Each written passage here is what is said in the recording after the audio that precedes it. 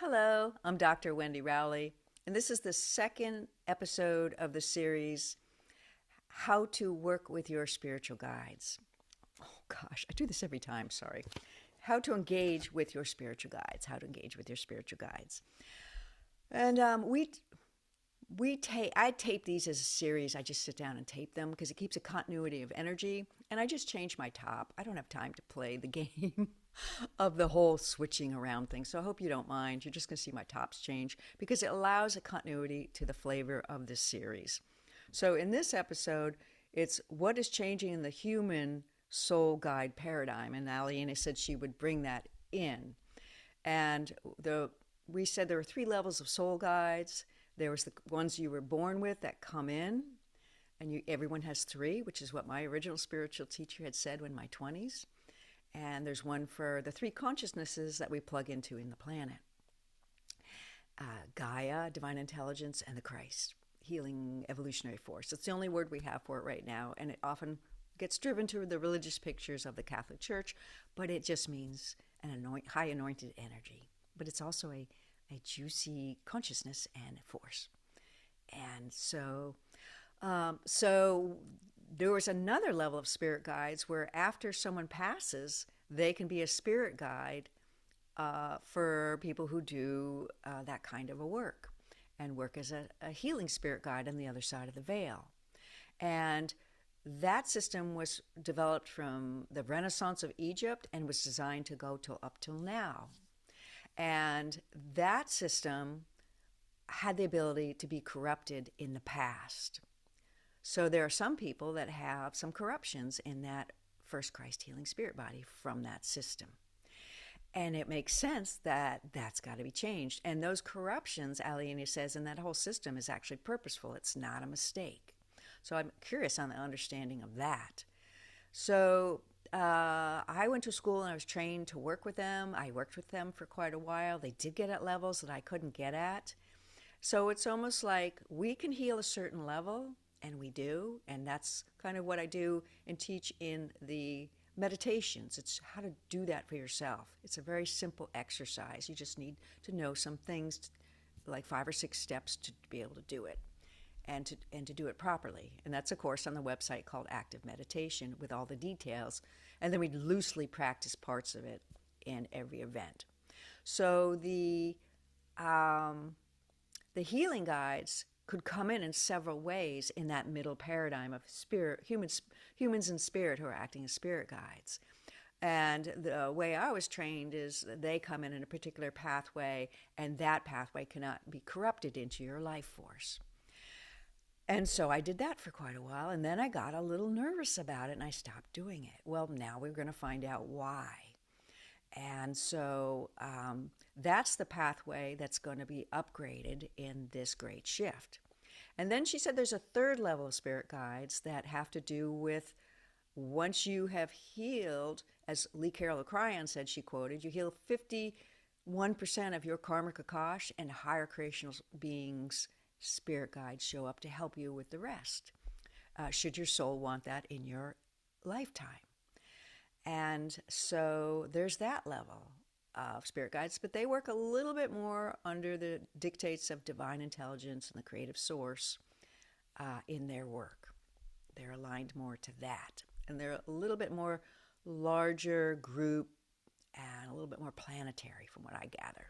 Okay, so she's going to talk about this middle group and what's changing on the earth at this time regarding this human soul guide paradigm that people engage in. So in other words, if you have a lifetime with someone and you were so close, let's say you're a man and you had a hardware store and you had a friend and he helped you all the time and you got into trouble and he was always there and you helped him, that kind of person often can end up being a spirit guide for you in your next incarnation, or you for them. So the spirit guides that we have are sometimes people who have chosen to do that and be with us, and sometimes it's just people who we call in off that pool of souls who serve Supreme Being's will and healing, is what I call it. And we ask for some healing guide based on what we need healing with that has a match with us. And so the arrangement is you have the body, and you need a body to be able to heal with your spiritual nature. It happens faster here. On the other side of the veil, it is said that it takes a lot longer to heal your spiritual nature and your karmic akash. So you help fast track a human in guide service on the other side of the veil to evolve, so they get the healing because you have the body. So it's an exchange. You're going to do healing work for me, and then you get to have the healing afterwards. So they come in, they do the healing, you send them over to a healie, they do the healing there, they come back, then they withdraw, they take all their energy, they're not in you at all, and then they give themselves a healing, and it's all within the designs of the creative source. And then they leave until you call them again. And then when they're done, it's really funny, they just disappear. They never say goodbye. But you can have interactions with them and talk with them and find out their history and find out what match you have together and why they're there. And sometimes I've gotten them to say, hey, by the way, I can see you could use some help over here. Why don't you consider doing a healing in that aspect of your spiritual nature? So sometimes I've gotten advice and help from them. But I stopped that over a year ago because I got into a level of fear about it based on this idea of these corruptions. So let's see what Aliani has to say. So I'm sharing a little bit of my personal self and my journey to say it's a funny thing. There is no really like, I got it, I know it all. This is just what I know today. Tomorrow might be different. And that's what it's like working with your spiritual nature. You need to be like a child, open, but you also need to have discernment. Is that the right vibration? Does that being have the right vibration? Did that being come from the pool of souls that have supreme being's will and healing? Because there's a lot of beings on the other side of the veil. And I don't really want to mess around with that personally, but I do know I want healing. Okay, let's see how it goes. Oh, good day to you, dearest beings of light. This is Aliania of Cosmic Service, a Pleiadian Mother of Sound. We try to remember to project our voice forward because this one sometimes goes within and her voice gets quiet. And so we're kind of in a training to learn voice projection. There's a wonderful thing on the YouTube, though, where they are sound adjusting, and her videos she's finding where the sound wasn't as strong now are coming in stronger, like the Great Global Healing Party, because the Shure microphone on the Zoom turned off. She saw it turned on, and then it just switched off. So she's going to have to double check that. Tech, it's a tricky thing, especially for live events. So please be kind and please be understanding that this woman right now is a solo operation for a little bit longer before she pulls in some helpers. So for the last bunch of years since she started, it's just been her. And she's been doing fabulous. Fabulous. Okay, so let's talk about what's going to change in this human spiritual guide paradigm. As we said, that old paradigm could be corrupted. Why? And we're going to just come right out and discuss that, as weird as it is. Healing guides of that old paradigm could come in through 3 channels. They could either come in through the eyes, which means the creational level. They could come in through the tops of the hands, which means the heart field level. Or they could come in through the feet, which is the body aura level. Both the body aura level and the hand level, both the feet level and the hand level entranceways have the potential to be corrupted. And they don't like people to have an understanding of that because they're teaching this in these schools. And so that's the old paradigm. So what's going to change at the Great Shift and why? And it already actually has changed. It changed at the December solstice in 2025. The old Egyptian guide soul paradigm is now turned off. You can still work with those guides, and you can still work with that system because it's there. But there's a higher system now that can't be corrupted. And that's the system over time that will take over. So in other words, you're already seeing what happens in a system where you change something right away. It creates a lot of chaos because you're seeing that in the United States. And you're seeing that in the world. People are like, well, let's just change this right now. And then industry and other businesses, and everyone's affected, and it's like crazy land. Well, we have that wisdom, and we don't do that. You phase out something old over time while you bring in something new. You don't just leave a hole in a paradigm for a whole bunch of people who haven't evolved over. So setups get put in place, and they end up in the human consciousness grid, and then eventually, in 500 years, they percolate into the individual interdimensional DNA of every soul, based on the way the systems work. So that means in 500 years, everyone will be off the old guide system. That will be closed down, and there'll be this new one will be operational. So what's the difference? The old systems is what she mentioned. The feet and the hands can get corrupted in the life force. Now the hands only get corrupted in a membrane between the life force and where the spiritual healing guides work. But the feet can get corrupted into the life force. So you never want to take a guide in through your feet. And that we're saying that on purpose, as strange as it sounds, because some people are starting to think about doing that, and we want them to just go, maybe consider that. Okay. Because there's still old healing paradigms out there that people think are marvelous, and they teach them because they worked for them. But as Lee Carroll and we and many other people are saying, in 2027, a lot of tools aren't going to work anymore. And you're going to need some new tools. So anyway, back to this. So what's happening and what changes in this healing paradigm? If you're moving over to a benevolent paradigm where your pain body is no longer going to be the teacher or no longer going to be the guide of what your next step should be. In other words, I have two decisions. I've had that experience in the past. That didn't feel good. That's got to be the right one. The paradigm shifts over to a benevolent feeling paradigm, and through the Christ spirit body, Christ healing spirit body. And a lot of that work is taking place in what's called the end of life, 3-day death bardo, or exit out of this life energy. It's 3 days from the human's perspective. It's about 20 minutes from another perspective, and it takes less than 3 to 4 seconds, between 3 to 4 seconds on the higher perspective.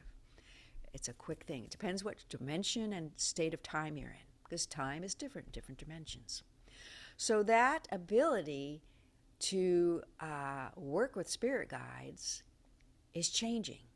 So if you're moving over to a benevolent feeling paradigm, so let's say at the end of your life, you're showing your life review, and as Rudolf Steiner says, anything that caused someone else to feel bad that was not in pure intent in your level, you feel their pain going out through the door in your real death. And when you get to the end, after you pass your mother, because you're born through your mother, so you're going to pass through your mother, you'll see her, and then you sense this light coming, and this new light will be a new kind of a paradigm, where now you'll be shown the potentials for your next life, which you are shown at the end of every incarnation, and you'll be able to go, wow, look at that. So that benevolent energy is the solution to this problem. I get it. I'm ready to incarnate. What a difference. What a difference. So if you're moving over to this benevolent feeling paradigm so that you can evolve into benevolence and grace and healing and evolution, because how can you do it in a pain paradigm? It doesn't make sense. So if this middle fast track period that you're in, that humans are grabbing, you all are creating this. They said, we want to fast track through this great shift. Let's do it. Enough people have said it. It's happening. So your abilities need to shift with these soul guides. So these soul guides are now going to come in a different way in the future. These soul guides and the humans that will be soul guides, and this one has actually already looked at this, and the setups for this were actually put in the Himalayan epoch by a lot of those monks in the mountains up there chanting and doing their work from, we're going to say, about the 14th century up till now. And they knew it, and they were prepared, and that was their work, and they did it. And so there is a new healing paradigm that was laid in place in the Himalayan epoch by all of those adepts and masters up in those monasteries in the mountains, because that's how it was done then. Then, fast forward to now, and there's more upgrades that are put in place to get the system working. And those are finished. As we said, at the equinox, those were finished.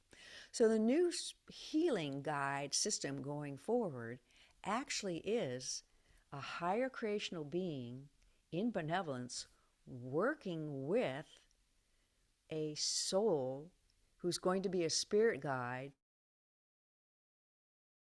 full of souls that support Supreme Being's will and healing, as this one likes to call it, as the ancient records say. And they will be working with a higher creational being and act as a spirit healing guide for a healer or adept who brings them in through the tops of the eyes. Because in the tops of the eyes, you can heal the ancestral and creational energy of the heart field. And this only opened up in your paradigm from the 1950s until now. And if you look at the healing paradigms out there, you will see there's the beginning of a whole lot of new healing paradigms that start to come in from the 1950s till now that were never here. And there's more that are going to come in the next coming years in the new energy. So that is the new system. And there were people who actually put these people down who have brought in some of this new healing paradigm. Eric Pearl of the Reconnection, his guides come in through the tops of the eyes. This one had a healing with someone and studied it and was like, oh my gosh, look at that. They're coming in like Aliania does. And she was like, okay. I was told never to do anything different than I learned at that school with the tops of the hands. So I don't know if this is corruptible, but it's interesting. I'm going to take a look at that. Then she studied us and she studied the patterns, and then she studied other adepts and looked at their healing paradigms, and she realized there's something going on.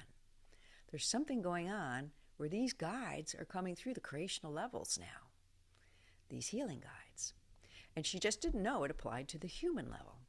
So going forward, eventually in 500 years, everyone who becomes a spirit healing guide for those shamans and healers who are at that level where they do that work in their incarnational soul work on the earth, if they're in the healing paradigm, usually that's who does this, if they are healers in the healing paradigm, then they will be working in the new paradigm with the guides of souls who are guided by higher creational beings. And therefore, there's a check and balance in that system. Because as you evolve more, you want that system to be pure and uncorrupted. So it's a necessary step within the creational patterns.